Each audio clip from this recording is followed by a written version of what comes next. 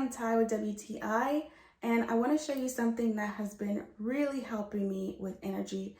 It's my L-Carnitine, and actually my nutritionist is the one who recommended it to me because I have always been low energy. This has definitely helped me with keeping my energy up throughout the day, and especially so since I just recently started lifting weights. It's definitely been helping me. What I love about this particular L-Carnitine is that it's the highest dosage that I've been able to find. And I also like that it's citrus flavored, which definitely helps. Each morning, I typically just shake it up and then I pour a tablespoon and then I just take it. And that's it.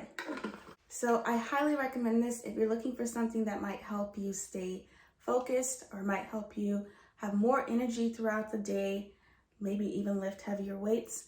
I highly recommend that you give this a try, and that's my point of view.